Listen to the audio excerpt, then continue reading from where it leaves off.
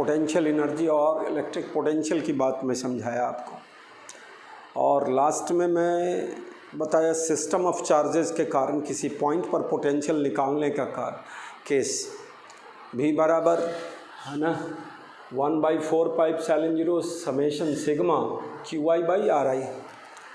वो यहाँ पर मैं लिखा था I बराबर 1 to n particles, charge particle का कलेक्शन है मेरे बच्चों, है ना।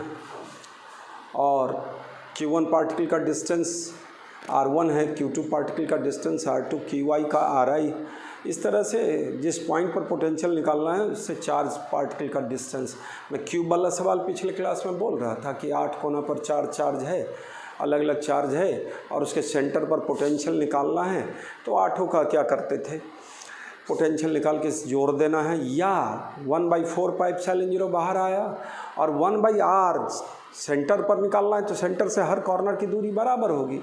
वो अब मैं बताया अगर साइड क्यूब का a है तो √3a/2 होगा उस सेंटर से हर कॉर्नर की दूरी, और डिस्टेंस भी कॉमन हो जाएगा, और सब टोटल चार्ज तो Q1 + Q2 + Q8 तक 8 कोना पर के चार्ज को, तो वो चार्ज अलग अलग जगह था तो उसको हम लोग करते थे। ढेर सारा सवाल बनाओगे।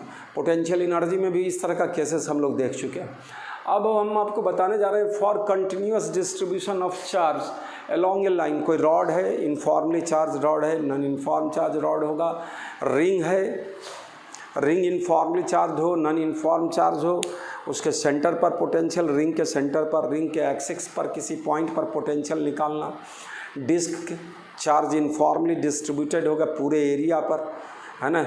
नॉन कंडक्टिंग क्यूबाइड है, सॉलिड स्फीयर है नॉन कंडक्टिंग, चार्ज पूरा इनफॉर्मली डिस्ट्रीब्यूटेड है सेंटर से किनारे तक। नॉन इनफॉर्म डिस्ट्रीब्यूशन भी हो सकता है। उस केस में पोटेंशियल निकालने का तरीका अलग होगा। उस केस में हम लोग एक एलिमेंट की कल्पना करेंगे, है ना, और उस एलिमेंट के कारण पहले पोटेंशियल निकालेंगे और उसका इंटीग्रेशन करेंगे, जो हमारा डिजायर्ड वैल्यू, रिक्वायर्ड वैल्यू और कहाँ किस पॉइंट पर है और कहाँ से कहाँ तक स्प्रेडिंग है उस वायर का, रॉड का, रिंग का, इस तरह का है ना। तो किस सवाल के द्वारा ही हम लोग इस केस को समझ सकते हैं। तो कंटिन्यूअस डिस्ट्रीब्यूशन ऑफ चार्ज के केस में हम लोग पहले एक एलिमेंट की कल्पना करेंगे, उसके पोटेंशियल का कैलकुलेशन करेंगे और उसको इंटीग्रेट करेंगे। तो 4 लाइन लिखा हुआ है ना, for a continuous distribution of charge along A line over a surface or through a volume, we divide the charge into elements, dq charge element, and the sum in above case this sigma notation is replaced by integration. The potential V बराबर 1/4πε0 और sigma को replace कर दिया integration के द्वारा dq/r। Limit नहीं लगाए, वो सवाल के हिसाब से बोलेंगे। r इज द क्या, distance of charge element from the point where potential is to be find out. तो इतनी बात समझ गए। हम अब इसका एप्लीकेशन करेंगे तो आपको आसानी से समझ में आएगा। तो हमारा स्टार्टिंग ही इसके आधार पर होगा। वो आसान है, 5 गो चार्ज 10 गो चार्ज दिया रहेगा, सबका दूरी दिया रहेगा किसी खास पॉइंट से, तो हम लोग पोटेंशियल बड़ा आसानी से क्या कर सकते हैं, कैलकुलेट कर सकते हैं।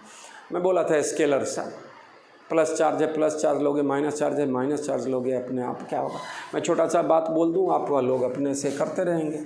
ये स्क्वायर है, यहाँ +8 कूलम चार्ज है, यहाँ -8 कूलम चार्ज है, यहाँ +2 कूलम चार्ज है, यहाँ -2 कूलम चार्ज है। सेंटर पर या प्रत्येक साइड ए डिस्टेंस सेंटर से सब का दूरी क्या हो गया सर।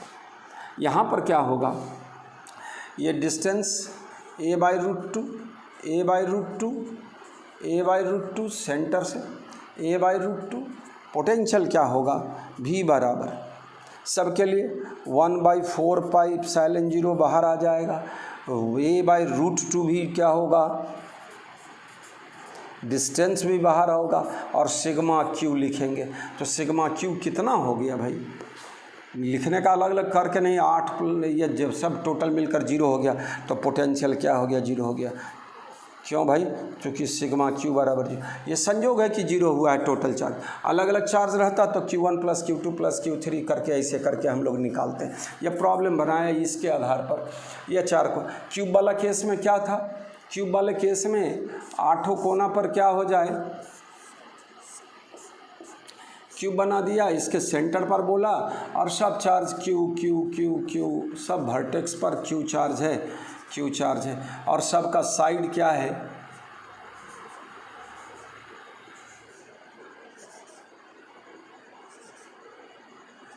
8 को चार्ज है, 4 4 8, हाँ। और सब साइड ए ए ए ए ए ए बोलेंगे, क्यूब का साइड है, सब साइड ए है, बराबर है। ए और क्यू में डिफरेंस लगना चाहिए। अब सेंटर पर पोटेंशियल पूछता है, तो भी बराबर क्या होगा, क्यू बाई 4πε0, सॉरी 1/4πε0 कॉमन, और क्या 1 बाई, यह क्यूब का डायगोनल होता है ना, √3 अपोजिट कॉर्नर वाला, और √3 ए का हाफ सेंटर से सारे का डिस्टेंस, तो √3a/2, √3a/2 इंटू क्या है क्यू क्यू क्यू क्यू, तो सब का सम होगा 8 क्यूब। डायरेक्ट लिखा जा सकता है, वो क्या हो जाएगा 1/4πε0, एक तरह से फिक्स्ड वैल्यू है, रहने देते हैं। और इसके वैल्यू को हम लोग क्या कर दें, 16/3a न्यूमेरिकल वैल्यू दिया रहेगा, पुट करेंगे ये निकल। हम कुछ सिस्टम में नहीं सवाल लिखा रहे हैं, हम आपको समझा रहे हैं सिर्फ क्या चीज़ है ना, कि कैसे कैसे चार्ज दिया रहेगा अलग अलग पॉइंट पर, है ना। कोऑर्डिनेट सिस्टम बना दिया जाएगा, इस वो पॉइंट पर आपको पोटेंशियल पूछेगा। यहाँ कुछ चार्ज दिया हुआ है, Q1 यह डिस्टेंस, R1 यह Q2 R2 दूरी पर, R1 कुछ कोऑर्डिनेट्स दे दे, 1 और 0, 2 और 0, 3 और 0,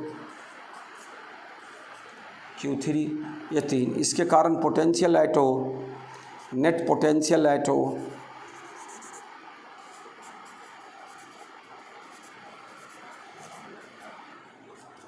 भी बराबर, तो 1/4πε0 सब में से, सबको वैल्यू याद है 9 × 10⁻, हम किसी का न्यूमेरिकल वैल्यू सॉल्व करके नहीं दे रहे हैं, वो आप पर छोड़ रहे हैं, आप अपना करते रहो। इस तरह का सवाल ढेर मिलने वाला है आपको अपने अपने किताबों में। 1/4πε0 है ना, Q1/1, Q2/2, Q3/3, और जो दिया रहे पूरा सिस्टम में जितना दिया रहे सब पोटेंशियल निकाला जा सकता है। ये फर्स्ट था कंटिन्यू, है ना, जब क्या था, चार्ज अलग अलग जगह पर है और किसी खास पॉइंट पर पोटेंशियल निकालना है, तो उसको हम लोग एक तरह से principle of superposition of potential बोल सकते हैं। जैसे principle of superposition of force पर है, principle of superposition of electric field intensity पर है, तो उसी तरह की बात करें।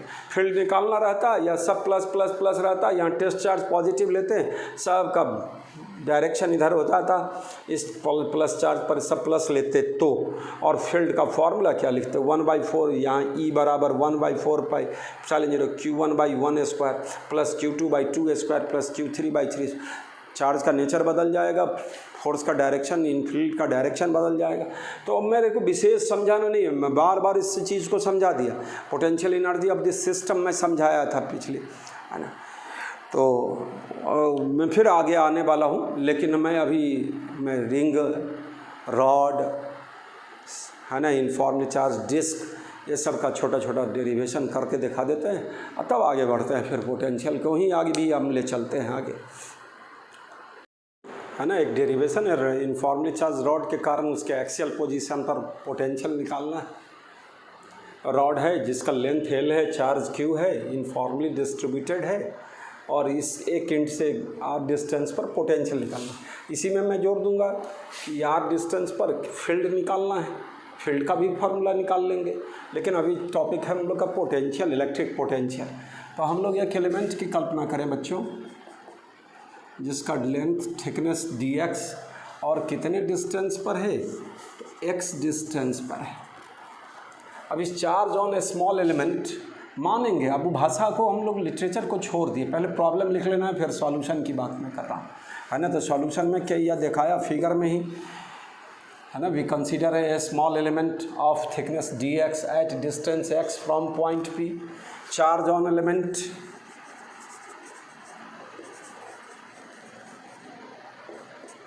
इनफॉर्मली डिस्ट्रीब्यूटेड है। चार्ज पूरे में क्या है, Q है, लेंथ एल है तो charge per unit length linear density of charge बोलोगे तो क्यू बाई एल बोले, और उसको डी एक्स से क्या कर दिया मल्टीप्लाइड कर, तो यह चार्ज निकल गया जिसको हम लोग डी क्यू बोलते हैं। डी क्यू बराबर Q by L into D X. इस छोटे एलिमेंट पर potential at P, electric P बोले नहीं बोले तब भी इलेक्ट्रोस्टैटिक पोटेंशियल और इलेक्ट्रिक पोटेंशियल यहाँ छुपा हुआ है। Potential at P due to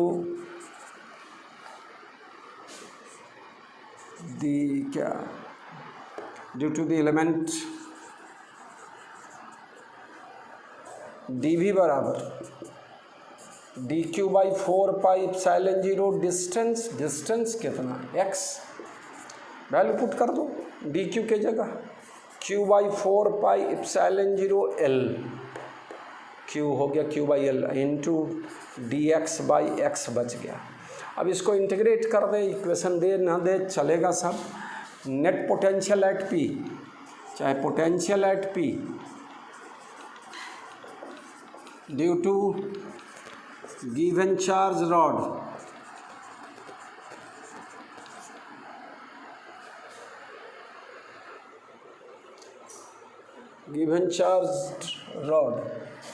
V बराबर Q by 4 pi epsilon 0 L बाहर आया भाई, इंटीग्रेशन से बाहर ले लेंगे, और वेरिएबल है x तो dx बाई एक्स का इंटीग्रेशन। अब x का वैल्यू कहाँ से, यहाँ पर x बराबर r और लास्ट एलिमेंट x बराबर r प्लस l से इंटीग्रेट करेंगे, तो r से लेके r प्लस l तक इंटीग्रेट करेंगे मेरे बच्चे। Q by 4 pi epsilon 0 L, अब फिर से dx बाई एक्स का इंटीग्रेशन पूछा जाए तो dx बाई एक्स का इंटीग्रेशन तो log x, बेस में e लिखते हो नेचुरल लॉग, तो क्या बोलोगे भाई log x, और उसका lower limit r upper limit r plus l। Q by 4 pi epsilon 0 और इंटीग्रेशन में different integration, upper limit minus lower limit r plus l minus log e r, log a minus log b बराबर log a by b। जानते हो बच्चों, मेरे बच्चों मैं बार बार बोलता हूँ जानते हो, मतलब क्या हम लोग इस सब पहले से जानकारी में है कि dx बाई एक्स का इंटीग्रेशन लॉग x होगा, log a minus log b बराबर लॉग a बाई b होगा। अब नहीं जानकारी है तो उसको रिपीट करना है, 11th में ही सारा चीज़ें मैथमेटिकल टूल्स ही सब में सिखाया जा चुका, और 11th में ढेर सारा डेरिवेशन में इस तरह का रिजल्ट हम लोग कर चुके हैं। dx बाई एक्स का इंटीग्रेशन लॉग x आता है, सारे बच्चों को आता होगा। q by 4 pi epsilon 0 log e r plus l by r, V का रिजल्ट निकल गया, ये इलेक्ट्रिक फील्ड निकाल। इसी तरह हम लोग सेगमेंट माने हैं, चार्ज निकाले हैं, फील्ड का फार्मूला लिखते हैं, है ना, डी ई बराबर है ना D Q by 4 pi epsilon 0 X square, D x का वैल्यू रखते D x by x square, फिर उसको इंटीग्रेट करते आर से आर प्लस एल तक। रॉड वाला सवाल हम लोग यूनिफॉर्मली चार्ज रॉड के एक्सियल पोजीशन पर हमने परपेंडिकुलर लाइन पर हमने दिखाया ई एक्स ई वाई सब करके, और इस एक्सियल वाला सिंपल केस छोड़ क्या दिया, अब आप कर लेंगे, खुद कर सकते हैं छोटा मोटा सवाल इस तरह का। मैं दिखा देता हूँ, फिर दिखाता हूँ, उसको भी दिखाता हूँ, पहले इतना कर लो।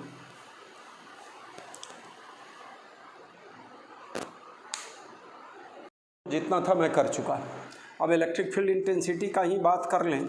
Electric field intensity at P due to the element D E बराबर D Q by 4 pi epsilon 0 X square.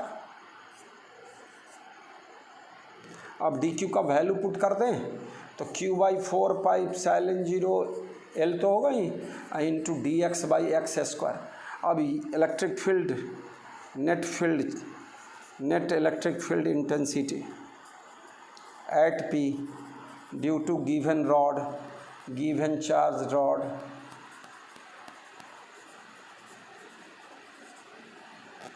ई बराबर सब एक ही डायरेक्शन में, इसलिए ई एक्स ई वाई निकालने का ज़रूरत नहीं है है ना, सब प्लस प्लस प्लस है तो सब पर यूनिट टेस्ट चार्ज रखेंगे, वहाँ पर पॉजिटिव और सब उधर ठेलेगा, उसका एक डायरेक्शन में होगा। क्या होगा, ये वेक्टर लगा ही दे हम लोग, q/4πε0L और dx/x² का इंटीग्रेशन फिर कहाँ से कहाँ तक, r से लेके r+L तक, along कुछ नाम दे दिया जाए तो along क्या चीज़, या ए बी कर दें तो along AP होगा, along BP होगा, जो भी लिखेंगे सब चलेगा along। अब इसको इंटीग्रेशन करने आता है मेरे बच्चों, dx/x² का इंटीग्रेशन करना है ना। देख लो, मैं कर दूँ।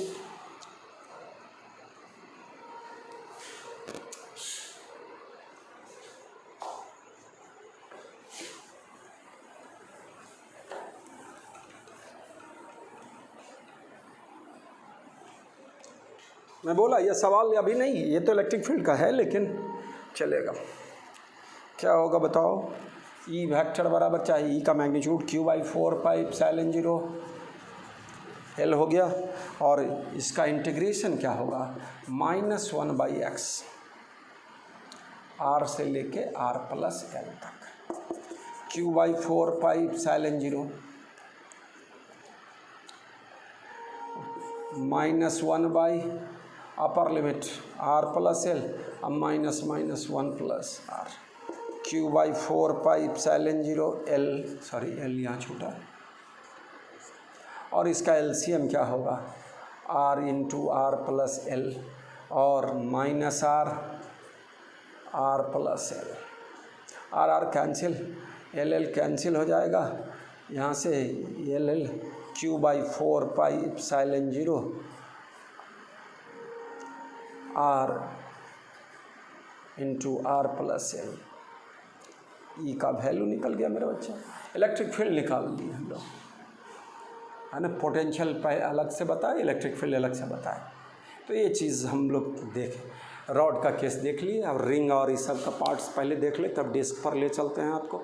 रिंग के कारण इलेक्ट्रिक फील्ड बताए हुए हैं आपको हम, और रिज़ल्ट भी याद होगा, qx/4πε0 r² + x² होल का पावर 3/2, ई मैक्स होगा x बराबर r/√2 पर ±r/√2 पर।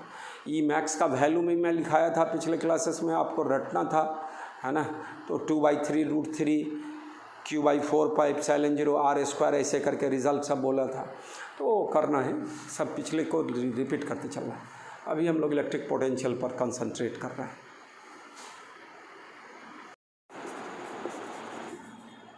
Potential at the centre of uniformly charged ring. मैं बोला कि सबको ग्रेविटेशनल पोटेंशियल में भी हम लोग कर सकते हैं,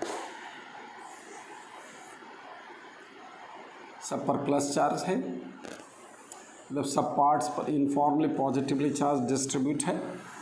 इस तरह का हम लोग रिंग बना लिए, प्लस प्लस प्लस प्लस दिखा रहे हैं।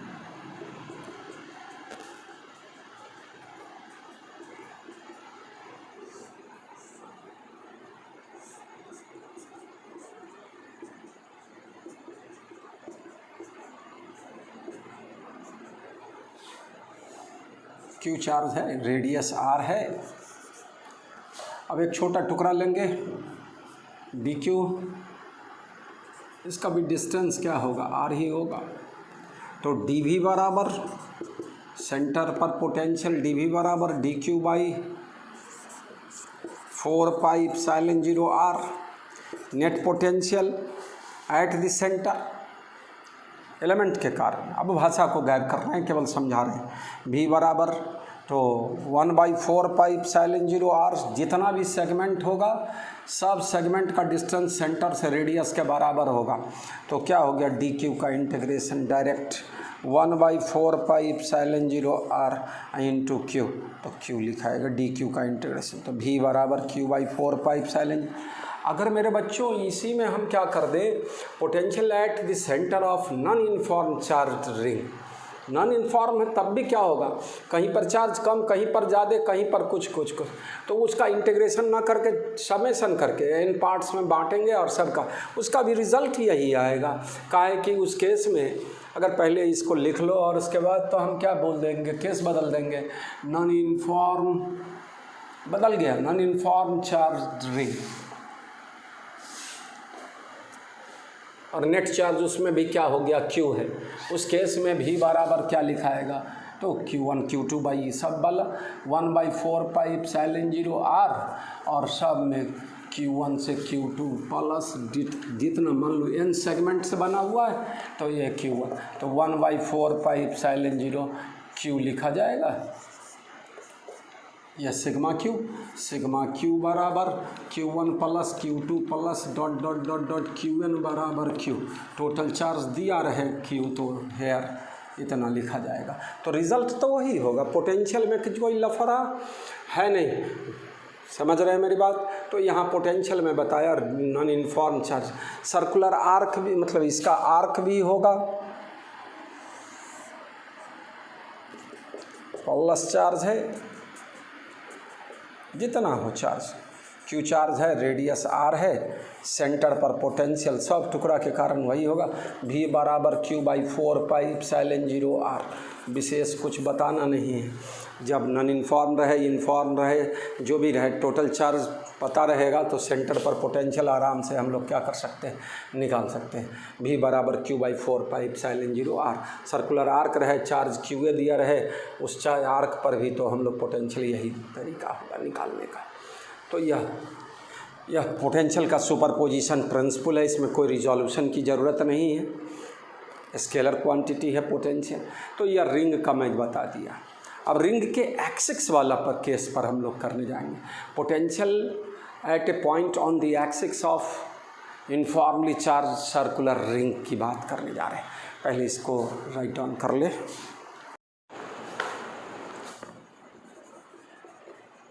इलेक्ट्रिक पोटेंशियल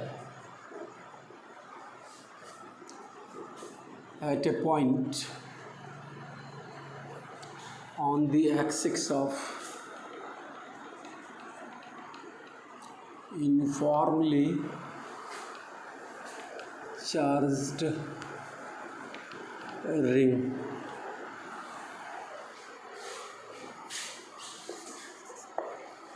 फील्ड तो निकाले थे, मैं आपको इलेक्ट्रिक फील्ड और पोटेंशियल में रिलेशन दिखाऊंगा। तो बहुत सारे डेरिवेशन आप आगे मैं फिर नए तरीके से सिखाने का कोशिश करूँगा, आप खुद भी कर सकते हो, है ना। पोटेंशियल दिया रहेगा तो फील्ड कैसे निकलेगा, इलेक्ट्रिक फील्ड दिया रहे तो पोटेंशियल किसी पॉइंट पर कैसे निकालेंगे। लेकिन अभी इंडिविजुअली इलेक्ट्रिक फील्ड निकालना सिखाए, फिर पोटेंशियल निकालना सिखा रहे हैं, है ना। फील्ड का फॉर्मूला मैं पिछले अभी थोड़ा देर पहले भी बता रहा था लेक्चर में, Qx/4 pi epsilon 0 R² plus x² whole का पावर 3। बार बार रिज़ल्ट को बोलो मेरे बच्चा, ग्रेविटेशन का यही रिज़ल्ट था। तो वो इस तरह के रिज़ल्टों को क्या करते रहे, electric potential at a point on the axis of uniformly charge ring. Ring वही है मेरा बच्चा,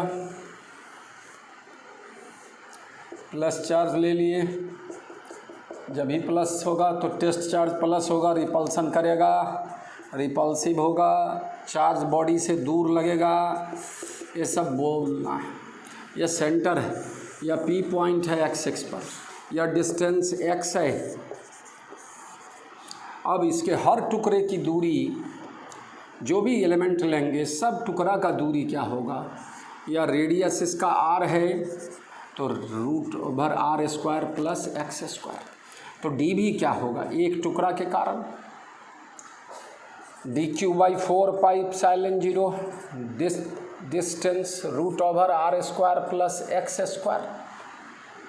तो क्या होगा, potential, net potential at P एक एलिमेंट के कारण निकाले या पूरे रिंग के कारण, P पॉइंट पर net potential at P due to given charge ring क्या होगा बच्चा, V बराबर 1/4 पाई एप्सिलॉन 0 √r² प्लस x² और dq का इंटीग्रेशन, टोटल चार्ज जितना है तो क्या हो जाएगा q/4πε0 √r² प्लस x²। भी का फॉर्मूला निकाल दिए।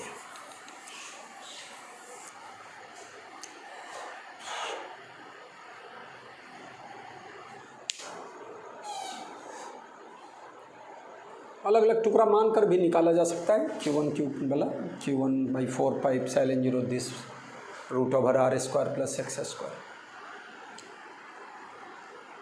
ये कंसेप्ट सबको होगा, लगेगा इस फिगर में लगता है कि इस टुकड़ा का दूरी ज़्यादा है, इसका कम है, ऐसा कुछ नहीं है ना। हर टुकड़े की दूरी P पॉइंट से क्या होगा, सेम होगा। वह कितने के बराबर, √r² प्लस x²। वो तो जो सवाल में जैसा रहता है उस तरह की बात करेंगे। किसी में रेडियस a दे देगा, डिस्टेंस स्मॉल r दे देगा, तो बदलता रहेगा रिजल्ट। तो यह यूनिफॉर्म चार्ज रिंग के कारण पोटेंशियल निकल गया मेरा बच्चा। अब इसका है ना x 0 हो जाए तो कहाँ पहुँच जाएगा, सेंटर पर हो जाएगा। तो q/4πε0 r होगा, वह सबसे ज़्यादा पोटेंशियल का वैल्यू होगा। तो इसका ग्राफ खींचेंगे v का और किसका, x का।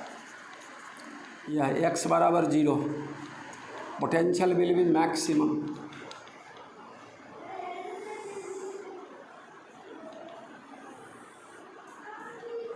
इस तरह का कुछ नेचर आएगा ग्राफ का v और x का रिंग के केस में, x6 वाले पॉइंट पर।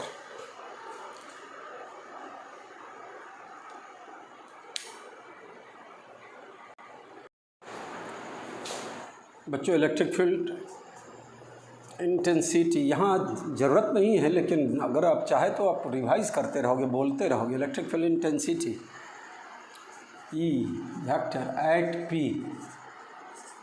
Due to given charge ring.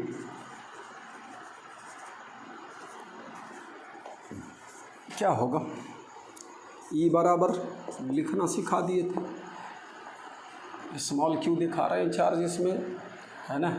तो q/4πε0 r² plus x² whole का पावर 3/2 इंटू x।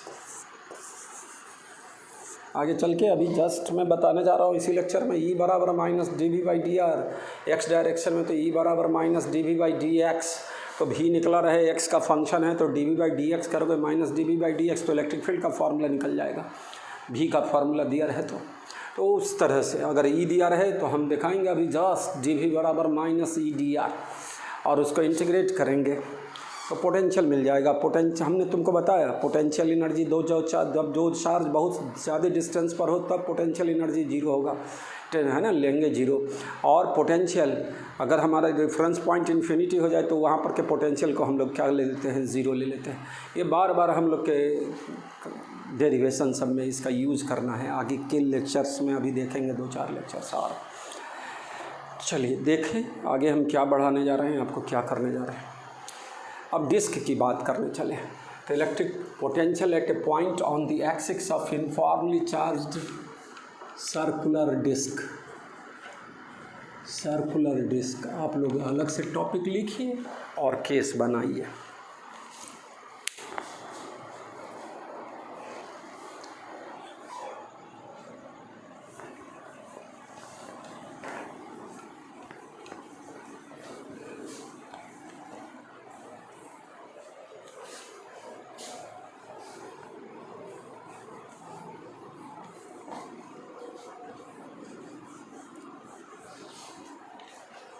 इसको भी मिटा डालें।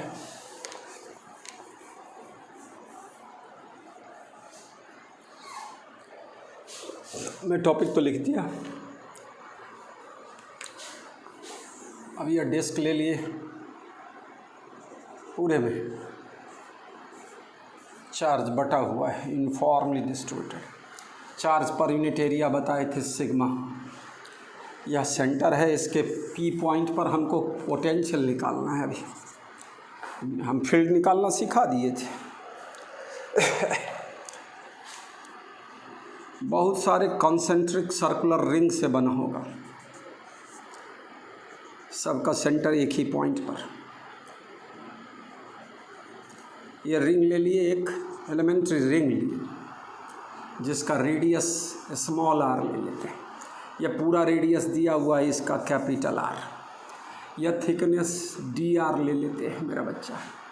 तो इस चार्ज ऑन एलिमेंट्री रिंग इसका दिया हुआ है, चार्ज q है, रेडियस r है, ये डिस्टेंस x है, O से P तक, गिवन टर्म यही है। तो यहाँ सिग्मा क्या होगा, चार्ज पर यूनिट एरिया क्या होगा, Q by pi R square, ये सिग्मा का फॉर्मूला है। अब charge on elementary ring, charge on elementary ring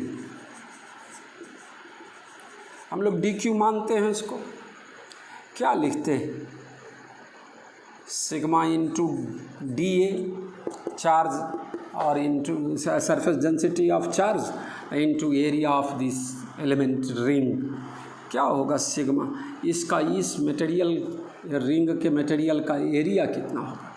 तुम लोग बोलो 2 पाई, तुम लोग सोचो 2 pi R D R, 2 pi R ये लेंथ हो गया, डी आर थिकनेस, तो circumference into thickness, 2 pi R D R. Potential क्या होगा, potential at P due to this elementary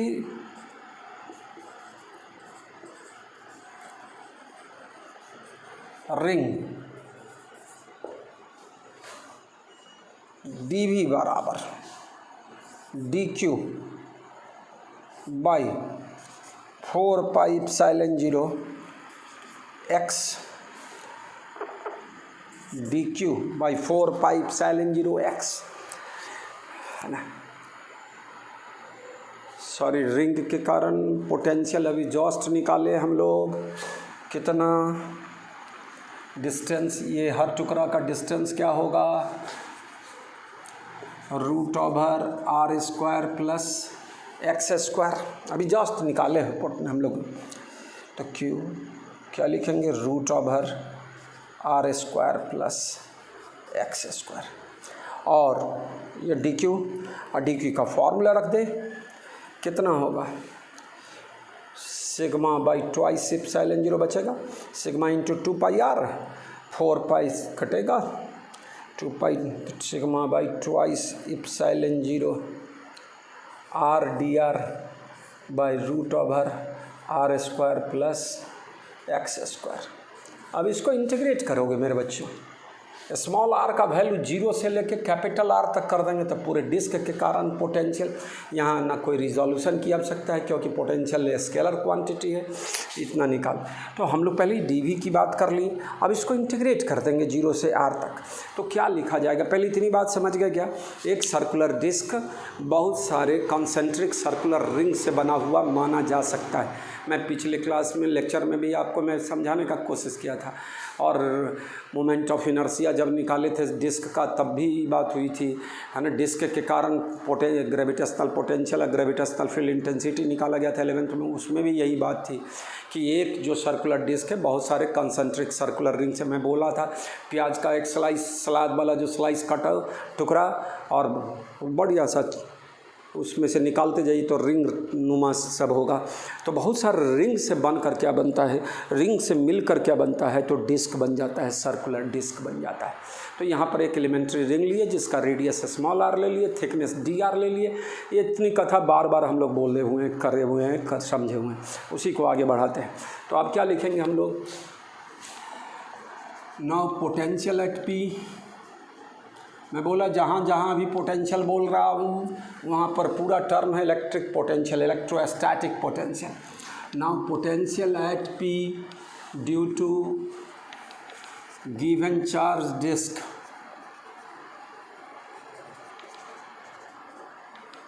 भी बराबर सिग्मा बाई ट्वाइस एप्सिलॉन 0 बाहर, और आर डी आर का integral R D are by root over R square plus x square.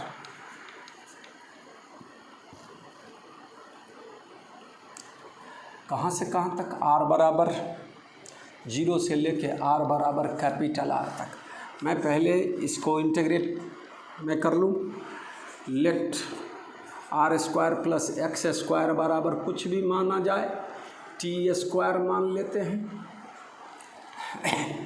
कितना होगा 2r dr, इसका डिफ्रेंसिएशन। एक्स स्क्वायर फिक्स्ड है, x fixed है तो एक्स स्क्वायर फिक्स्ड हो गया, उसका 0। टी स्क्वायर का differentiation 2t dt। Are D are के जगह हम लोग क्या लिखेंगे, t इंटू डी टी। कितना होगा मेरा बच्चा, R D are by are square plus x square का रूट। देखो गणित है, मैं पूरा कंप्लीट मैथमेटिक्स में इंटीग्रेशन, डेफिनेट इंटीग्रेशन की बात कर रहा हूँ। क्या हो रहा है भाई, R square plus x square, R square plus x square T square, तो रूट, तो टी बचेगा नीचे, ऊपर में आर डी आर तो T into D T, D T बचा, डी टी का इंटीग्रेशन टी होगा, और टी का फॉर्मूला क्या लिए होगा वो, root over R square plus x square. अब इसका वैल्यू पुट करेंगे तो हम लोग पहले यहाँ डायरेक्ट इसका यूज कर ले, इसलिए v बराबर सिग्मा बाई ट्वाइस एप्सिलॉन 0, या भी निकाले हो just R square plus x square. एक बार सब्स्टिट्यूशन समझ लो भाई, R square plus x square बराबर टी स्क्वायर माना जाए। इस डिस्टेंस को हम लोग क्या ले लेंगे, कुछ डिस्टेंस टी मान लिए, तो यह R square plus x square बराबर टी स्क्वायर, उसी को करके बोले R square plus x square root over 0 से कैपिटल आर तक, sigma by twice epsilon 0, upper limit R रखोगे स्मॉल आर की जगह, तो R square plus x square का रूट, अब माइनस क्या होगा, 0 रखेंगे, ये 0 होगा तो x होगा। यह हमारा पोटेंशियल का फॉर्मूला होगा।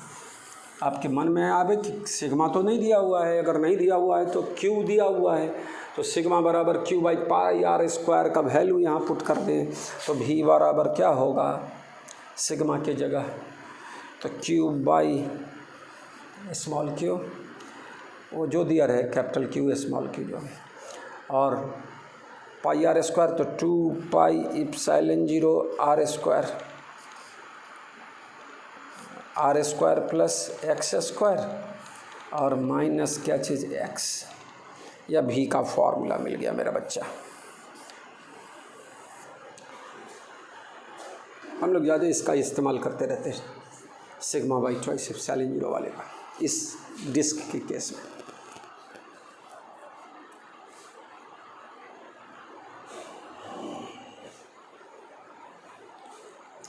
बढ़िया से समझिए, मैथमेटिक्स है ना, फिजिक्स तो जो है ही, मैथमेटिक्स ज़्यादा ही आपको इसमें करना है। और फाइनल रिज़ल्ट को क्या करना है, जब कॉम्पिटिटिव लेवल की बात करोगे तो समय कम ना होगा, तो समय कम में इतना डेरिवेशन करेंगे सो संभव थोड़ी है। और टेक्निक के तहत मैं याद कराऊंगा, मैं जितना भी रिजल्ट लिख रहा हूँ 1/4 पाई एप्सिलॉन 0 के टर्म में लिख रहा हूँ। आप लिखते रहो, समझते रहो, मेरी बात को सुनते रहो, साथ साथ हम समझा चुके हैं। तो के लिख देते हैं, के बराबर 1/4 पाई एप्सिलॉन 0, तो समय बचेगा मेरा बच्चा, है ना। K Q by R potential का फॉर्मूला है, पॉइंट चार्ज के केस में पोटेंशियल तो K Q by R, plus charge तो प्लस पोटेंशियल, माइनस चार्ज तो माइनस, है ना। फील्ड का फॉर्मूला बोले Q/4 pi epsilon 0 are square है। 4 पाई एप्सिलॉन 0 लिखने में तो फिर समय लगेगा, उसके कंपैरेटिव के में कम समय लगेगा, तो K Q by are square. तो के हम लोग मन में रखेंगे, हम लोग चाहें तो क्या करेंगे, पूरे नोट्स में हम लोग क्या कर सकते हैं, 1/4 पाई एप्सिलॉन 0 को रिप्लेस कर देंगे के द्वारा, और एक जगह लिख देंगे के बराबर 1/4 पाई एप्सिलॉन 0, जिसका वैल्यू 9 × 10⁹ इन एसआई यूनिट लिखाए थे मेरा बच्चा, न्यूटन मीटर स्क्वायर पर कूलम स्क्वायर, और भी जो भी यूनिट होगा, है ना। और सीजीएस सिस्टम बोला, स्टेट कूलम है, ये वो बोला था, मैं कल बोला था इलेक्ट्रिक पोटेंशियल बोल रहा था, सीजीएस यूनिट बोल रहा था, स्टेट वोल्ट बोल रहा था। तो सब याद होना चाहिए, जितना कन्वर्सन बेसिक है वो याद होना चाहिए।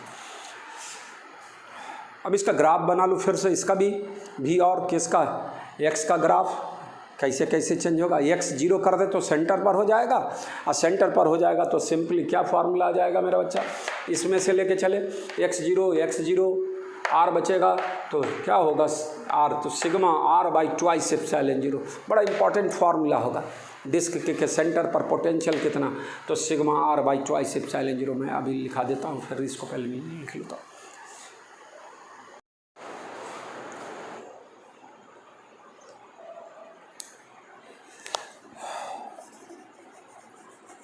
Graph of V versus X, disc के केस का ग्राफ है।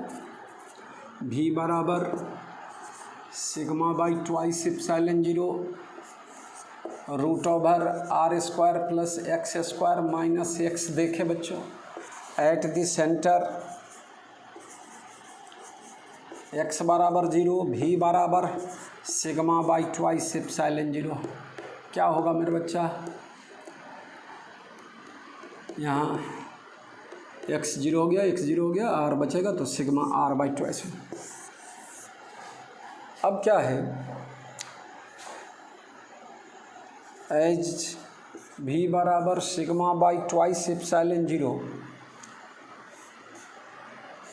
R square plus x square minus x. अब डिफ्रेंशिएशन इस सब के आधार पर ले जाए, लंबा चौड़ा करके तब हम लोग बताएंगे कहाँ पर क्या मैक्सिमा, ये वो मिनिमा, ये सब। लेकिन अभी हम सिंपल केस में ले जा रहे हैं। सिग्मा बाई ट्वाइस एप्सिलॉन 0, इसको रेशनलाइज ना कर दें हम लोग नॉर्मल, तो क्या होगा, root over R square plus x square minus x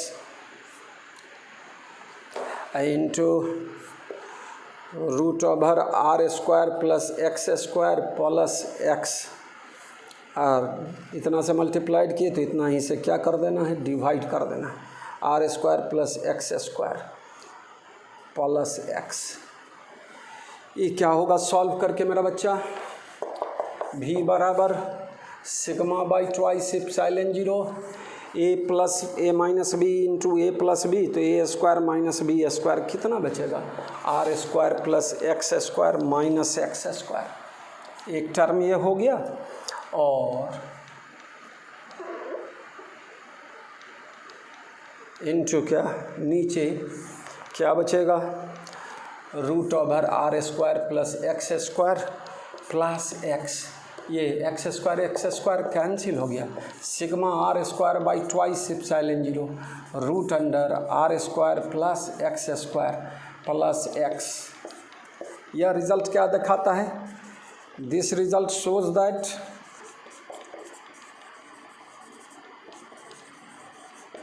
when x increases, E बढ़ेगा तो ये रिजल्ट क्या होगा, देन v डिक्रीजेज।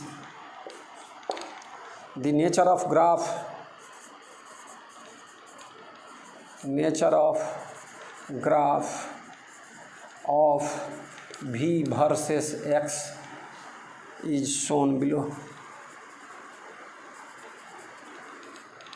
मेरा बच्चा, या x सबसे ज़्यादा वैल्यू तुमको मैं बताया कितना, sigma R by twice epsilon 0, कहाँ पर, x बराबर 0 पर, सेंटर पर, और उस तरह से इधर इस तरह आएगा, और फिर क्या होगा, यह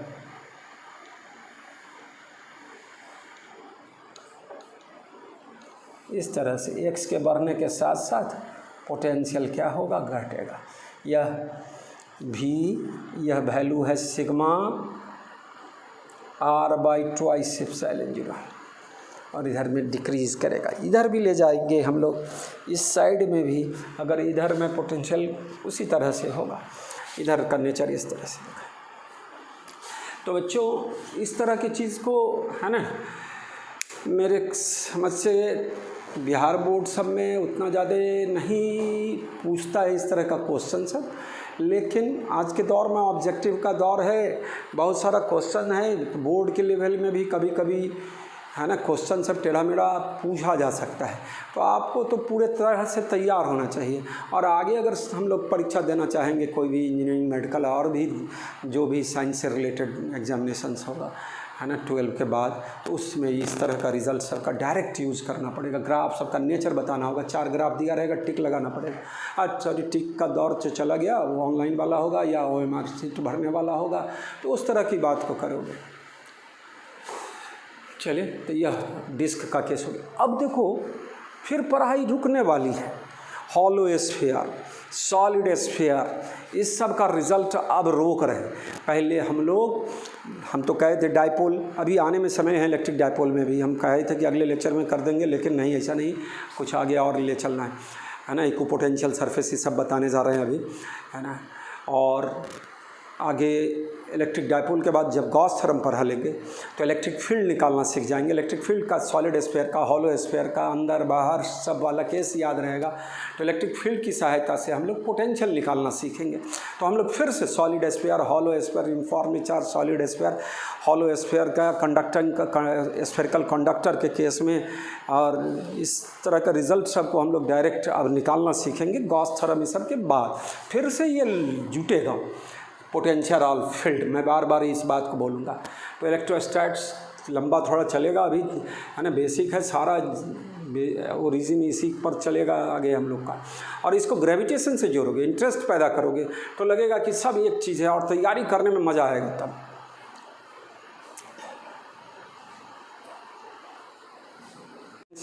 एक तरह से जोड़ने जा रहे हैं, है ना। अभी जो पहले तो दिखाने जा रहे हैं कि line integral of electric field gives potential difference between 2 points. अब ये कैसे क्या होगा, और इलेक्ट्रिक फील्ड इज़ कंजर्वेटिव में बताया था। कंजर्वेटिव में राउंड ट्रिप में वर्क डन 0 होगा कंजर्वेटिव फोर्स के केस में, पाथ पर निर्भर नहीं करेगा, है ना, इनिशियल और फाइनल पोजीशन पर निर्भर करेगा। तो ये सब बात था, कंजर्वेटिव फोर्सेस, कंजर्वेटिव फील्ड का प्रॉपर्टीज़ था ये सब। तो हम अभी पहला टॉपिक आपको अब फिर से मैं ले चल रहा हूँ line integral of electric field पर, है ना। Line integral of electric field समझेंगे थोड़ा सा फिर से। लाइन इंटीग्रल ऑफ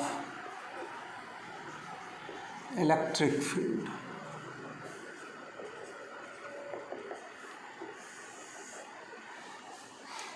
देखो समझो पहले, प्लस क्यू चार्ज है मान लीजिए।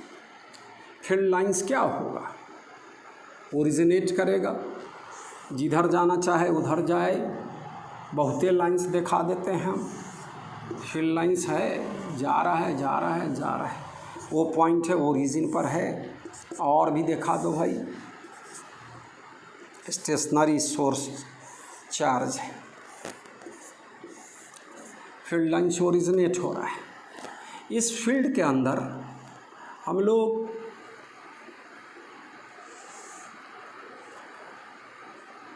किसी तरह का एक पाथ ले लेते हैं, या पॉइंट पी ले लिए,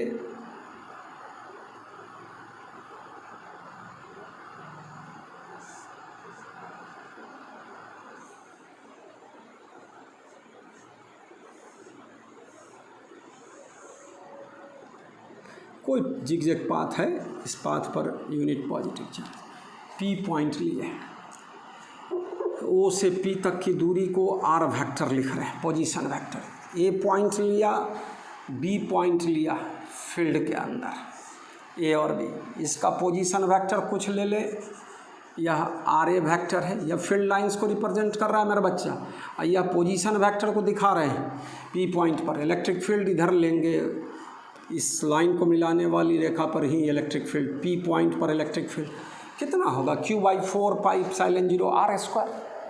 ये छोटा सेगमेंट ले लो भाई, ये छोटा सा सेगमेंट, या DL वेक्टर ले लेते हैं। ई वेक्टर और DL वेक्टर के बीच का एंगल पी पॉइंट पर दिखा रहे हैं, थीटा एंगल बन रहा है। और इस पर से हम लोग क्या करेंगे, इस पर परपेंडिकुलर ड्रॉन करेंगे, या परपेंडिकुलर ड्रॉ किए बच्चों, यह हाइपोटेनियस और यह DR लिखेंगे, यह R वेक्टर के दिशा में छोटा सा डिस्टेंस DR। फिर से इलेक्ट्रिक फील्ड लाइंस को दिखा रहे हैं, ए से बी तक ले जा रहे हो, ए का पोजीशन RA वेक्टर बता रहे हैं, बी का पोजीशन RB वेक्टर बता रहे हैं। हम आपको कहेंगे कि सारा फील्ड लाइंस को क्या कर दो, गायब करके मिटा दो, केवल इतना, केवल RA RB अलग से मैं दिखा देता हूँ। यह प्लस क्यू चार्ज है, ओरिजिन पर है, ए से बी पाथ पर गया है कहीं, यह ए है, यह बी है, यहाँ से पोजीशन क्या है, RA वेक्टर है, यहाँ से पोजीशन क्या है मेरा बच्चा, RB वेक्टर है, और यह पोजीशन क्या है मेरा बच्चा, यह R वेक्टर है, P पॉइंट है। इलेक्ट्रिक फील्ड क्या है, इस डायरेक्शन में है, अलॉन्ग रेडियली प्लस चार्ज है तो रेडियली आउटवर्ड वाला बात होगा, इस तरह से होगा, रिपल्सिव होगा, इलेक्ट्रिक फील्ड हो गया। यह छोटा सा एंगल डिस्प्लेसमेंट लेंगे, यह डीएल वेक्टर थोड़ा सा लग रहा है कि 90 डिग्री, ऐसा है नहीं, और इस पर जो परपेंडिकुलर लेंगे यह एंगल थीटा, यह डी आर, तो डी आर कॉस थीटा बराबर यह हाइपोटेनियस होगा, यह डी आर, तो d are by d l, d r बराबर d L cos theta, d L cos theta, यह कॉस थीटा बराबर बेस बाई हाइपोटेनियस। इसके लिए बेस कौन होगा? डी आर, और ये जो परपेंडिकुलर डॉट ड्रॉन किए यह पी पॉइंट था, ओ पी वेक्टर को आर वेक्टर लिखे। ये फील्ड लाइंस सही फिगर तो यही है कि ये प्लस चार्ज है, फील्ड लाइंस ओरिजिनेट हो रहा है, फील्ड अलग अलग जगह पर अलग अलग है।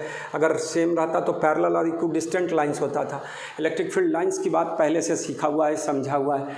उस फील्ड के अंदर हम लोग एक पाथ लिए हैं ए से बी, कोई भी पाथ होगा, यही दिखाना है कि ए से बी तक क्या है, इसके पाथ पर निर्भर नहीं करेगा potential difference, line integral of E dot D L जो होगा ए से बी तक, वो पाथ पर निर्भर नहीं करेगा, इनिशियल और फाइनल पॉइंट के पोटेंशियल पर निर्भर करेगा, पोटेंशियल डिफरेंस पर निर्भर करेगा, चाहे पाथ जैसा भी हो। तो इतनी बात पहले फिगर सबको समझना है, और तब हम बात करने जा रहे हैं।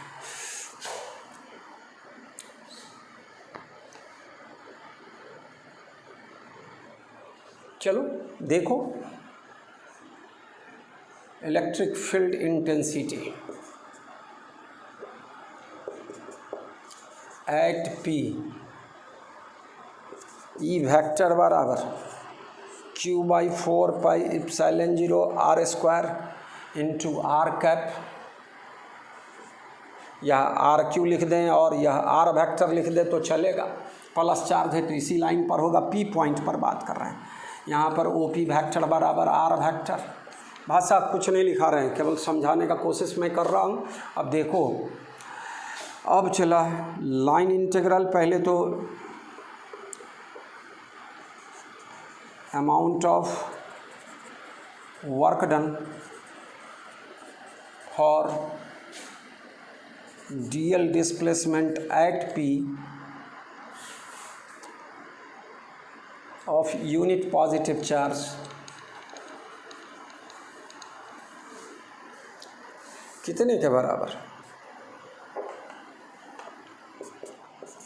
ई dot D L vector, E dot D L vector, और ई बराबर हाउ मच? इसको E D L cos theta लिखा जा सकता है, where theta is angle between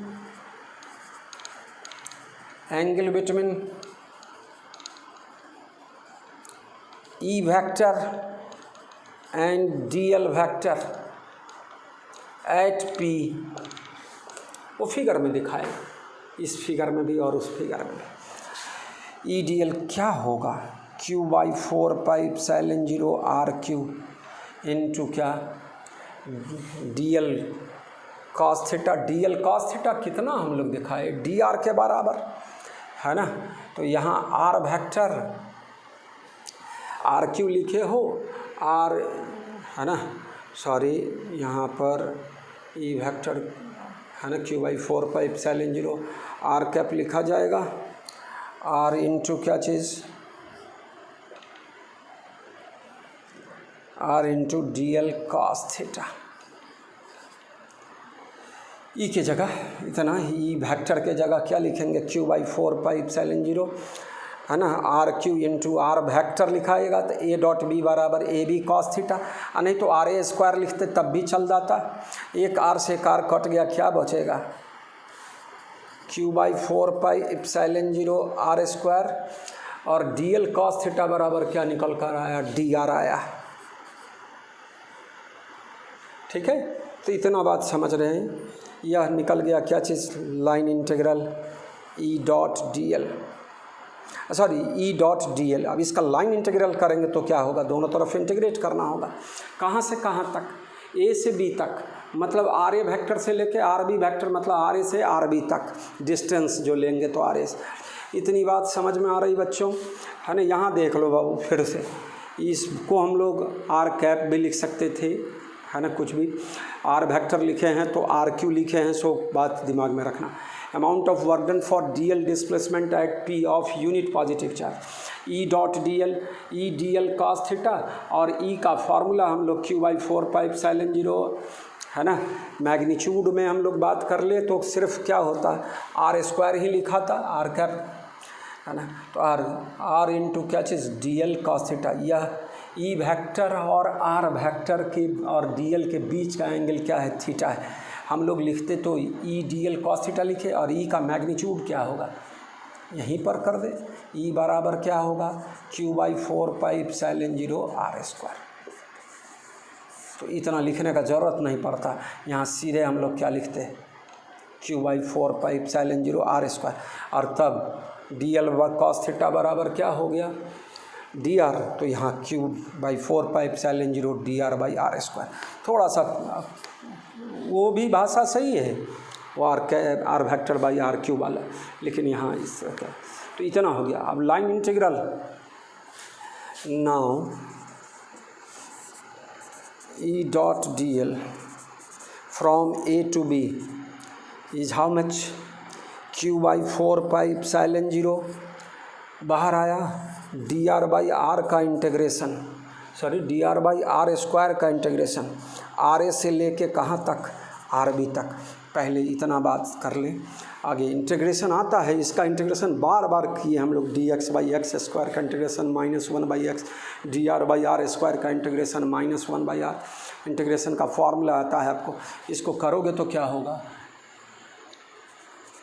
line integral, sorry पूरे लूप के लिए लेंगे तब ये इस तरह का सिंबल लेंगे, ए से बी तक ई डॉट डी एल कितना होगा बच्चों बताओ, क्यू बाई 4πε0 1 - 1 बाई आर, कहाँ से कहाँ तक, आर ए से आर बी।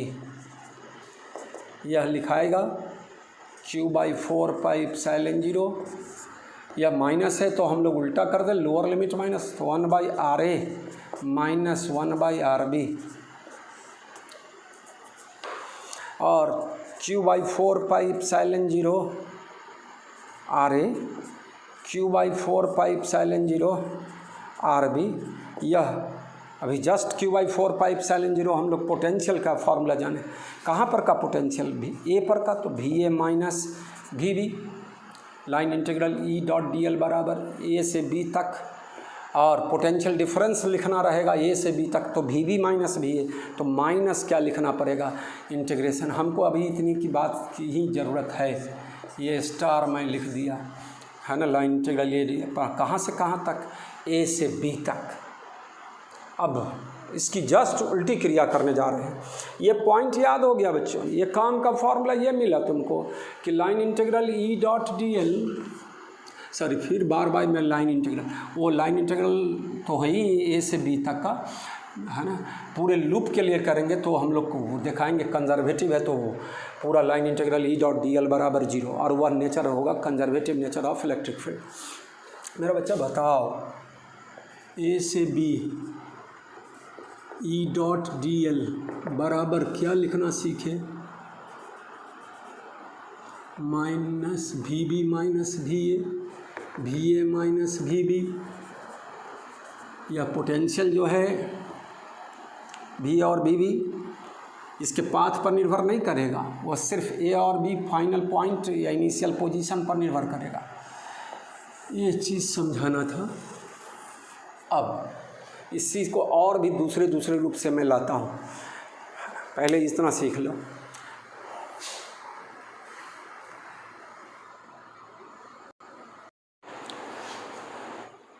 देखो बाबू, इसी में क्या करोगे, अगर कहीं भी इसी में हम लोग ए से बी तक गए थे, इस तरह का डायरेक्शन था। अब इसी में हम लोग क्या कर दिए, लूप बना दिए, किधर से किधर, बी से ए का बात करेंगे। तो लाइन इंटीग्रल यहाँ पर क्या होगा, integral E dot D l from b to a बराबर कितना होगा, यही फॉर्मूला। यहाँ पर ए से बी था तो पहले क्यू बाई 4πε0 आर ए आया है, तो वहाँ पर क्या आएगा, q/4πε0 RB 1/RB minus 1/RA। ये कहाँ से कहाँ तक, B से A तक, A से B नहीं, B से A। अब क्या है, इसको डबल स्टार मार दें, वहाँ स्टार सिंगल स्टार मारे हुए हैं, इक्वेशन नंबर दे सकते हैं। तो adding equation star and equation double star, कुछ भी 1 2 माना जा सकता है। क्या होगा, E.dl A से B प्लस इंटीग्रल E.dl बराबर क्या प्राप्त होगा, देख लो, जोड़ेंगे, वो -1/RB, यहाँ +1/RB, वहाँ +1/RA, यहाँ क्या आएगा, 0 आएगा।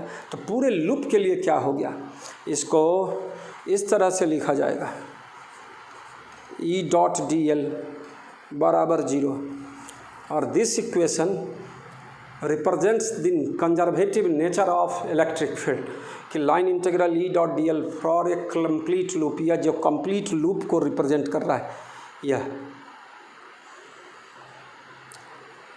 पहले इतना लिख लो, हम एक लाइन और जोड़ देते हैं कि यह जो रिजल्ट है इसको कुछ नाम दे दिया जाए, स्टार डबल स्टार, कितना स्टार दोगे भाई, कुछ नाम दे दो ना। फर्स्ट, यह equation first represents conservative nature of electric field.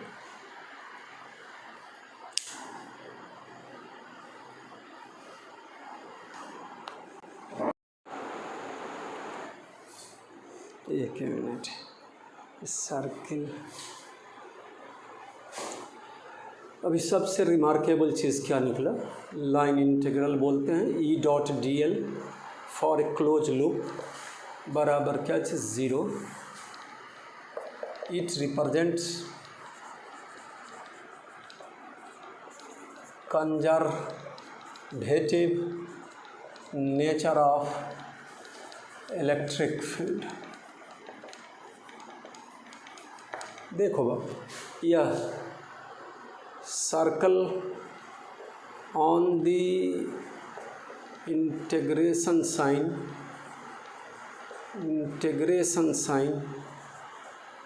represents integration over the close loop. Close loop बोले तो ए से चले ए पर पहुंच गए, जाए जो पाथ हो उससे कोई मतलब है ना। तो यह circle on the integration sign represents integration over the close loop. अगर यह लाइन वाला डीएल वाला है तो पूरे लूप के लिए बोलेंगे, और एरिया वाला रहेगा डीए रहेगा तो पूरे सरफेस एरिया के लिए रहेगा, और वॉल्यूम एलिमेंट रहेगा डीवी एलिमेंट वॉल्यूम एलिमेंट, तो पूरे इंटायर वॉल्यूम के लिए इंटीग्रेशन पूरा रिप्रेजेंट करेगा।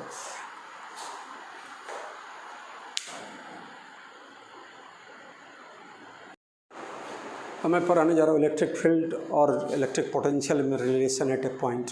E बराबर -dV/dr, ये negative gradient of potential gives field intensity, चाहे ग्रेविटेशन का केस हो या यहाँ इलेक्ट्रिक फील्ड का केस हो, किसी भी फील्ड में field defined as negative gradient of potential. Higher standard में भी आप जाएंगे, फिजिक्स से रिलेटेड होगा, चाहे इंजीनियरिंग सेक्शन जहाँ भी होगा, ये बात मिलता रहेगा हर जगह, ये फंडामेंटल लॉज सब में आ जाएगा। लेकिन हम उसको बताने से पहले थोड़ा सा, हम लोग जितना भी पढ़े हैं उसमें वेक्टर अलजेब्रा हम लोग पढ़ते आते हैं। वेक्टर कैलकुलस की बहुत कम न के बराबर चर्चा है अपने लोगों के। सिर्फ जैसे मैं ग्रेडियंट बोला ना अभी, निगेटिव ग्रेडियंट ऑफ पोटेंशियल, तो ग्रेडियंट में मैं पहले बताता था कि divided by length divided by distance ऐसे करके, लेकिन अब जो है differentiate with respect to position की बात है, तो मैं कुछ स्पेशल टर्म बताने जा रहा हूँ, है ना, जिसको मैं अलग अलग नाम देने जा रहा हूँ, है ना। ग्रेडियंट, डाइवर्जेंस, कर्ल बोलने जा रहा हूँ।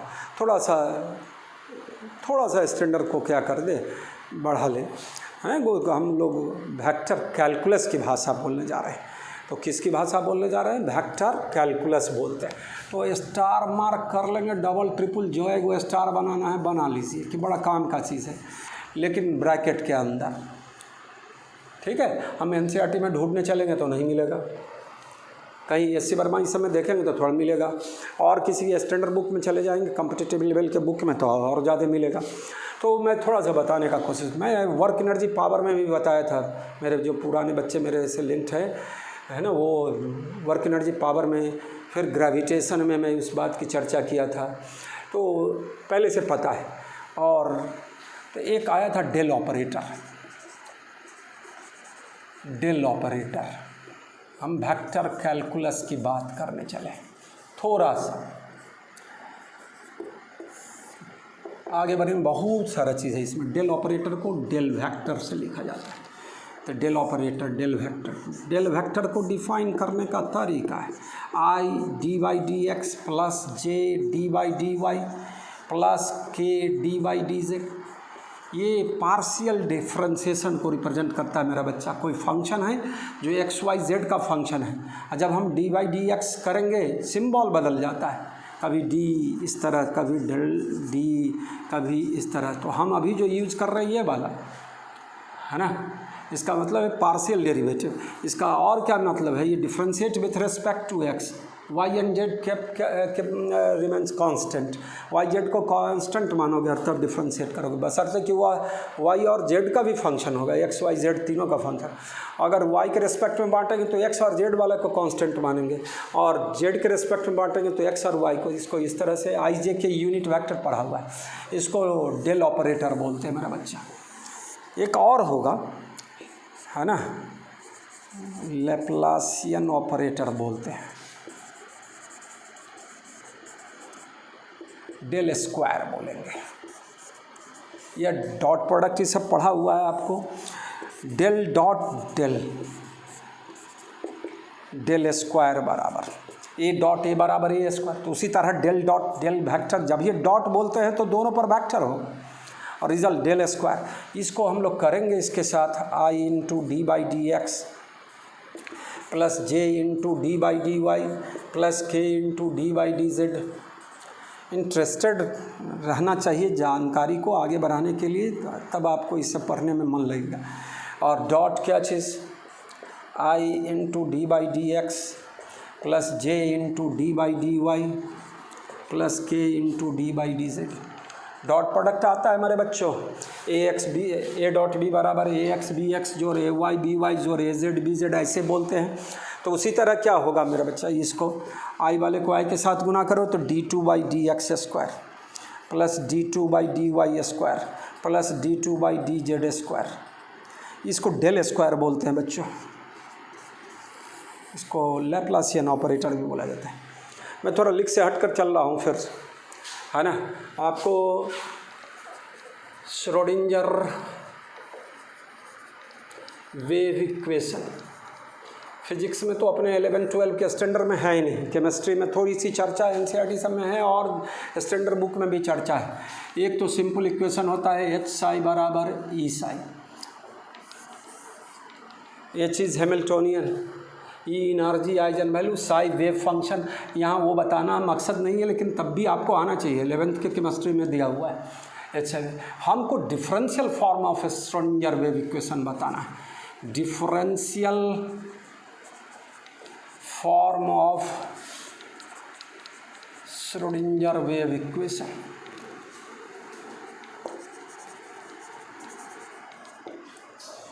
इसका फॉर्मूला है d two psi by d x square plus d two psi by d y square plus d two psi by d z square plus 2m by h cut square e minus v into psi बराबर 0। अरे कोई ज़रूरत नहीं अभी, लेकिन आगे के classes में ज़रूरत है। और मैं बोल रहा हूँ केमिस्ट्री में थोड़ा सा स्टैंडर्ड बढ़ाएंगे, है ना, और थोड़ा एडवांस लेवल की बात करेंगे, परीक्षा एग्जामिनेशन कॉम्पिटिटिव लेवल सब में, इस तरह का चीज़। इसको सिंपल फॉर्म में डेल स्क्वायर साई लिख देते हैं यार, इस कॉमन ले लेंगे, साई बाहर आएगा, डेल स्क्वायर साई, और 2m बट्टा एच कट, एच कट होता है h/2 पाई, एच कट बराबर h/2 पाई, डिराक ऑपरेटर भी बहुत सारे जगह लिखा रहता है एच कट को, वो सब एच पढ़ा हुआ है प्लांक्स कांस्टेंट, इसको लिखोगे तो क्या होगा 8 pi square m by h square e minus v into psi बराबर क्या चीज़ 0। साई वेव फंक्शन को रिप्रेजेंट करता है, जैसे वेव्स को लिखते थे वो है ना, एक्स बराबर ए वाई बराबर ए साइन ओमेगा टी माइनस के एक्स, उसी तरह साई अच्छा साइन ओमेगा टी और कॉस ओमेगा टी के SHM का इक्वेशन की तरह लिखते थे वाई बराबर ए साइन, उसी तरह साई बराबर psi 0 sine omega t, psi बराबर psi 0 cos omega t. Matter waves के लिए बात करते हैं, wave function psi is the wave function. थोड़ा सा ये नहीं आपके दिमाग में जा रहा हो तब इसको कंप्लीट करना, और नहीं तो छोड़ देना इसको। केवल एक टर्म हम जो लाने जा रहे हैं डेल ऑपरेटर का यूज करने जा रहे हैं, इसका यूज करेंगे, थोड़ा ग्रेडियंट के बारे में बताएंगे उसका यूज करेंगे। इतनी जानकारी कोई बहुत ज़रूरी नहीं है, लेकिन आपको आना चाहिए। और सारे बच्चे को, सब बच्चे को एच साई बराबर ई साई का फंक्शन, एच क्या है ई क्या है सब आप NCERT 11th की केमिस्ट्री को पढ़ोगे तो उसमें भी मिलेगा, और हायर स्टैंडर्ड में तो सब मिलता ही है आपको लोग को। तो इतना मैं बताया, डेल स्क्वायर बताया, डेल ऑपरेटर बताया, है ना। दो वेक्टर का डॉट प्रोडक्ट स्केलर देगा, डेल स्क्वायर इज स्केलर। अब हम 3 टर्म बताने जा रहे हैं बच्चों, थोड़ा ग्रेडियंट, डाइवर्जेंस और कर्ल की बात कर रहे हैं। मैंने 11th में आपको बताया, चाहे आपको जानकारी में है, वेक्टर गुने स्केलर गिव्स वेक्टर। अगर पॉजिटिव स्केलर से गुना करेंगे तो पॉजिटिव जो जिस डायरेक्शन का वेक्टर होगा उस डायरेक्शन का, 5 न्यूटन इस दिशा में है उसको 3 टाइम्स कर देंगे तो 15 न्यूटन ईस्ट डायरेक्शन में होगा।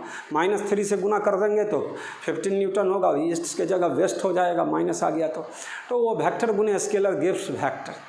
उदाहरण सब पढ़ा हुआ है, फोर्स बराबर मास गुने एक्सेलरेशन, मास स्केलर है, एक्सेलरेशन वेक्टर है, तो फोर्स एक्सेलरेशन के डायरेक्शन में काम करेगा। पी वेक्टर बराबर पी मोमेंटम वेक्टर बराबर mass into velocity, mass scalar into vector velocity vector, तो गिव्स क्या चीज़ वेक्टर मोमेंटम। तो वेक्टर गुने स्केलर गिव्स वेक्टर, और वेक्टर वेक्टर का डॉट प्रोडक्ट गिव्स स्केलर, और वेक्टर वेक्टर का क्रॉस प्रोडक्ट गिव्स, है ना, वेक्टर। तो a cross b vector, A vector cross b vector बोले तो एक कोई वेक्टर आएगा सी वेक्टर, जो ए पर भी परपेंडिकुलर होगा बी पर। मैं बार बार बोल रहा हूँ कि वेक्टर रिवाइज करो, तो अभी हम डॉट प्रोडक्ट का क्रॉस प्रोडक्ट बोल रहे हैं, तो समझ लो कि आज के डेट में हम जाके अपने लेक्चर जाके क्या घर पर अभी देख रहे हैं लेक्चर है मेरा, और उसके जस्ट बाद आपको रिलैक्स होइएगा तो फिर से डॉट प्रोडक्ट क्रॉस प्रोडक्ट को रिवाइज कर लेंगे। तो जितना मैं बता रहा हूँ, चलो भाई आगे मैं दिखाने जा रहा हूँ।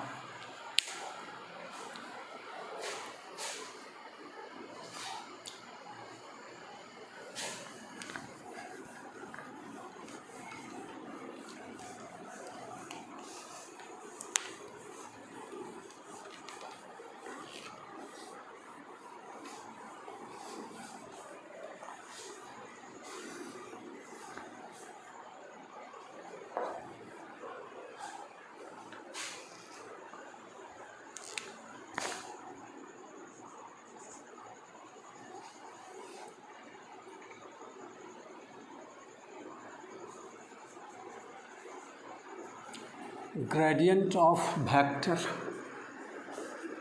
ए vector, grade a vector, short में ग्रेड ए वेक्टर, इसी को हम लोग डेल डॉट ए लिखेंगे।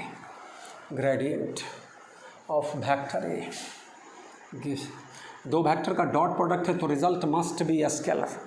लिखने का तरीका क्या हो गया, ग्रेड ए वेक्टर बराबर del dot a vector, del की जगह i into d y d x plus j into d by d y plus k into d y d z dot i into a x.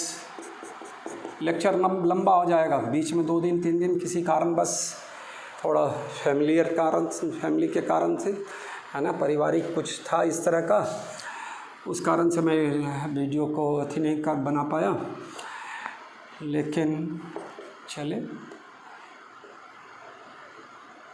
के into a Z vector, vector को लिखना सिखाया है 3 dimension में, आई जे के में। अब क्या करोगे, डॉट प्रोडक्ट है ना, तो आई वाले को आई के साथ क्या मिलेगा, d a x by d a, sorry d a x by d x d by d y of a y, d by d z of a z. अब इसी को लिखा जाए तो क्या लिखा जाएगा, डी वाई। हो गया। तो यह ग्रेडियंट ग्रेड ए दिया या स्केलर देगा, gradient of scalar gradient of vector must gives scalar, must gives scalar, यह चीज़ दिखाएंगे ग्रेडियंट ऑफ। तो यहाँ पर हम लोग को क्या दिखाना है ना,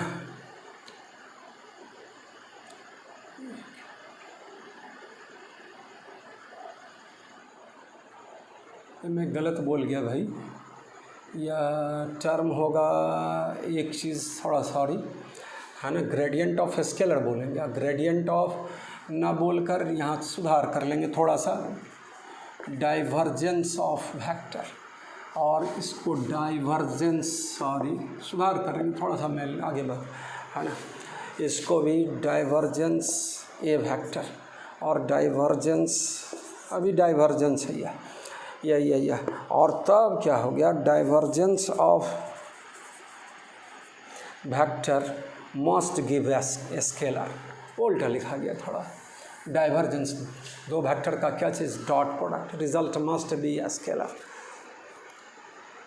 उसको संशोधित कर लेना है, या डाइवर्जेंस की बात कर दी है।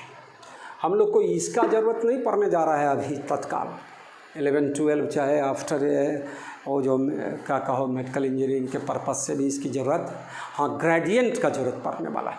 जो हम लिखने जा रहे हैं गलती से वो लिखा गया था gradient of vector, gradient of scalar बोलेंगे।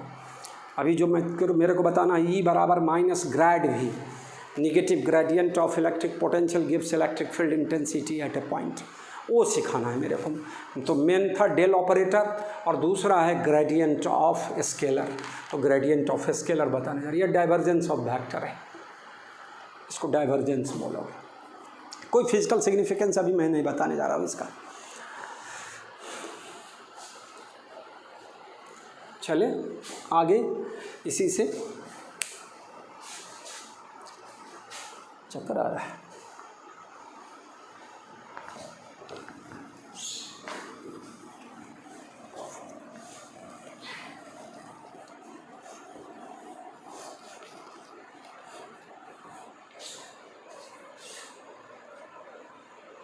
मैं फिजिक्स बता रहा हूँ बच्चों थोड़ा सा, और ये आगे का चीज़ बता रहा हूँ। अभी एच साई बराबर E Sai Schrodinger wave equation बोला, अगर आपको आता है तो वेरी गुड, नहीं आता है तो फिर से स्ट्रक्चर ऑफ एटम 11th के केमिस्ट्री को फिर से आप अपने है ना स्तर से फिर से रिवाइज़ करें, चैप्टर को रिवाइज़ करें। चाहे वो फिजिक्स के टीचर आपको बता रहे हैं केमिस्ट्री पढ़ने के लिए, मैथमेटिक्स पढ़ने के लिए, बायोलॉजी पढ़ने के लिए, उससे कोई मतलब नहीं, आपको आना चाहिए 11th का सारा चीज़।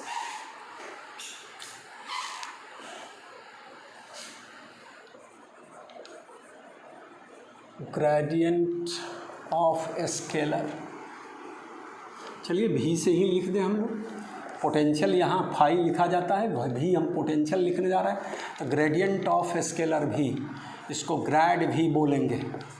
इसको लिखने का तरीका होगा डेल इंटू भी, डेल वेक्टर इंटू भी, वेक्टर गुने स्केलर गिव्स वेक्टर। पहले ये बताना था, बाद में ये वो संयोग से वो उल्टा लिखा गया, इसलिए पहले डाइवर्जेंस में बता दिया।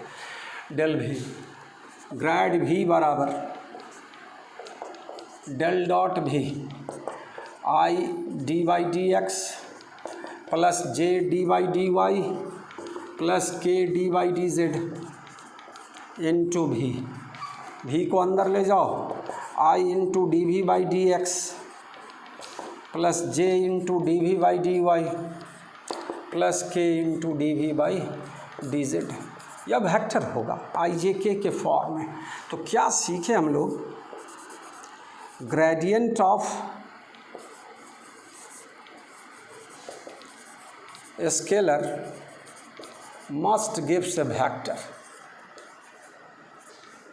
मस्ट गिव्स ए वेक्टर, यह वेक्टर गुने स्केलर का एग्जाम्पल है, यह वेक्टर और वेक्टर का डॉट प्रोडक्ट का एग्जाम्पल है।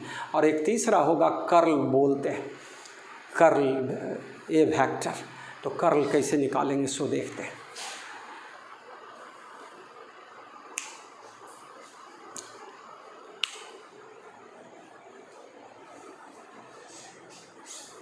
बच्चों ये जो पढ़ाई ये थोड़ा लिख से हट के है, हमको इसकी ज़रूरत पड़ेगी सिर्फ, है ना। ग्रेड भी बोलेंगे तो यह फार्मूला हम कैसे लिखेंगे, 3 कंपोनेंट होगा, आई जे के वाला एक्स वाई और जेड कंपोनेंट की बात करेंगे।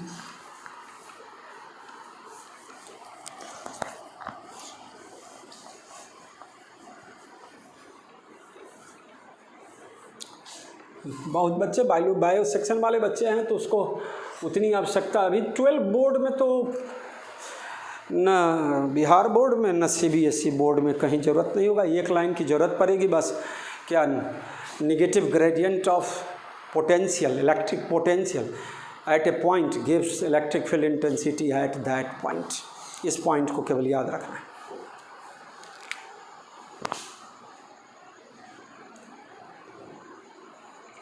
मैं थर्ड बताने जा रहा हूँ बच्चों, कर्ल ऑफ ए वेक्टर। इसको लिखने का तरीका है, curl a vector del cross a, curl a vector बराबर del cross a, i d by d x j d by d y plus k d by d z, और a के जगह i into a x plus j into a y plus k into a z. मेरा बच्चा cross product निकाले थे, determinant form बताए थे 11th के स्टैंडर्ड में, और जो गणित वाले बच्चे हैं अभी डिटर्मिनेंट और मैट्रिक्स से स्टार्ट होता है अलजेब्रा, वो चीज़ आप जानते होगे थोड़ा थोड़ा, नहीं जानते हैं जानना चाहिए, अभी नहीं तो मैं प्रैक्टिस कराता हूँ थोड़ा सा। आई जे के, इसके जगह d by d x, d by d y, d by d z, और दूसरा कम a x, a y, a Z.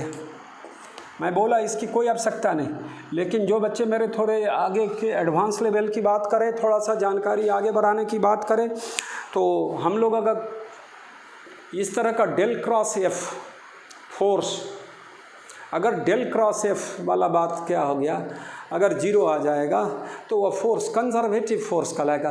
तो ऊपर बात कंजर्वेटिव फोर्स के नेचर का पता लगाने के लिए वो डेल क्रॉस एफ वेक्टर बराबर निकालेंगे, पहले 0 आता है कि नॉन 0 आता है उस पर निर्भर करेगा, वह कंजर्वेटिव होगा या नॉन कंजर्वेटिव, ये एक टेक्निक हो गया। तो कर्ल वाला वेक्टर पहले इतना सीख लो भाई, डिटर्मिनेंट का गुना करने आता है मेरा बच्चा, इतना ही से मेरा काम चल जाएगा। लेकिन यह वेक्टर देगा सो पता है 2 वेक्टर का क्रॉस प्रोडक्ट मस्ट गिव्स ए वेक्टर, ठीक है। और आई लिखें तो इसको हम लोग ओमिट करते हैं, इस तरह से क्रॉस तरह गुना करते हैं। मेरी बात अगर समझ में आ रही है ना, इस वर्टिकल कॉलम इस रो को छोड़ोगे, इसको इस तरह से समझ लो, क्या आएगा, d a z by d y of a z minus d by d z of a y. I वाले में क्रॉस प्रोडक्ट वाला रिजल्ट में एक्स नहीं आना चाहिए इसमें, तो वो देख लेंगे कि वाई और जेड सही है यार। तो आगे बढ़ें, एक प्लस दूसरा माइनस होता है। हम अपने बच्चों को शुरुआत में जब पढ़ाए थे तो उसमें बताए थे ई भी प्लस लेते हैं, और तब इसको पहले इसको ऐसे ऐसे गुना कर रहे थे। अब इसमें देखो क्या करेंगे, माइनस जे ले रहे हैं, ये नियम है, या पहला प्लस दूसरा माइनस, और फिर इस तरह से गुना करो, क्या होगा, डी बाई डी एक्स इसको ओमिट कर दीजिए, ए जेड, जे वाले में वाई आना ही नहीं चाहिए, चेक ही कर लीजिए। चलिए आगे, फिर क्या, d by d z of a x, check कर लो, वाई नहीं आया, सही है, प्लस एक माइनस फिर प्लस के, सब में कैप लगा दो। क्या होगा बच्चों, इसको छोड़ोगे तो इस तरह से डी बाई डी एक्स, एक मिनट, इसको छोड़े, इसमें इसको छोड़े तो d by d x of a z, ठीक है। चलिए, k into d by d x of a y minus d a x by d y, ये हो गया वेक्टर देगा। इस तरह का चीज़ डिफ्रेंशिएशन आना चाहिए।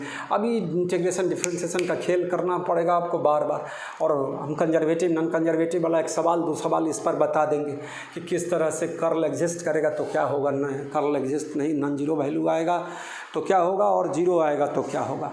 आगे की भाषा में बोला जाता है ना, वह वेक्टर जिसका कर्ल जीरो होगा उसको इरोटेशनल वेक्टर बोलेंगे। तो वो देखना है, वो आगे की भाषा है।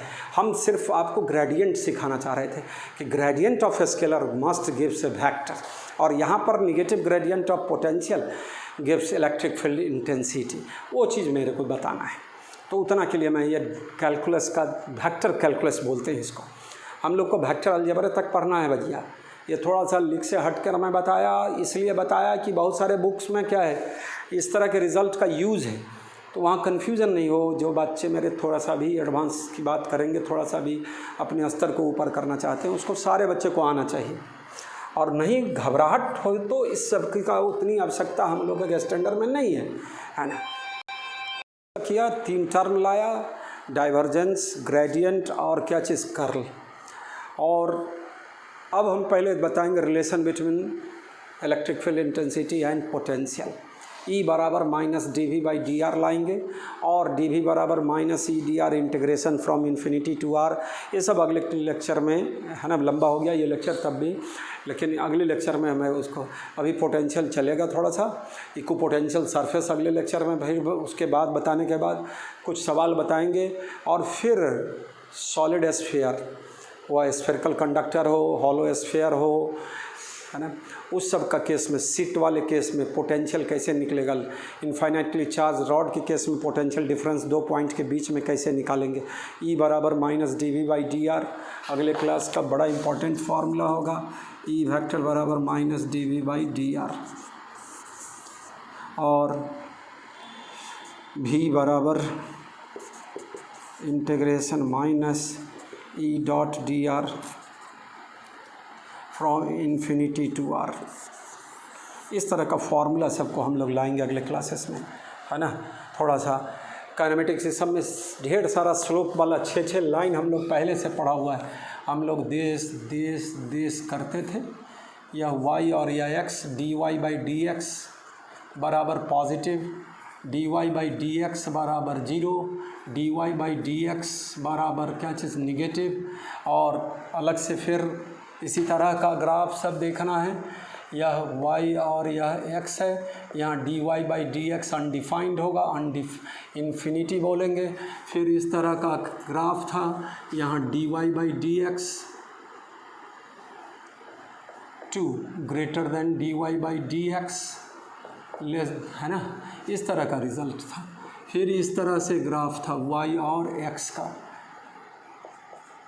यह इस केस में d y by d x of 2 less than d y by d x of 1। पहले का स्लोप क्या चीज़ ज़्यादा, बाद का स्लोप कम। इस तरह का ग्राफ सब का नेचर रहना, ये तो अनडिफाइंड चीज़ होगा। तो 6 लाइन करके मैं रटाए हुए वो, है ना, शुरुआती मैथमेटिकल टूल्स इस सब में। यह लाइन नंबर 1 होता था, यह लाइन नंबर 1 2 3, इसको 4 बोलते थे, इसको 5, इसको 6, और सब के लिए slope d y by d x tan theta बोलते थे, slope of y x curve, है ना। तो इस तरह का चीज़ का अगले क्लास में हम लोग यूज़ करेंगे, अगले क्लास, है ना। तो चलिए आज का लेक्चर बच्चों यहीं तक है ना। मैं फिर से वही बात को हिदायत दूंगा कि आप जितने इस लॉकडाउन में जितना पढ़ाई कर लोगे वो आपको आगे चल के बहुत फ्रूटफुल साबित होगा, है ना। कहीं निकलना ही नहीं है, आपको पढ़ना है, खाना है, घर में रहना है और पढ़ते रहना।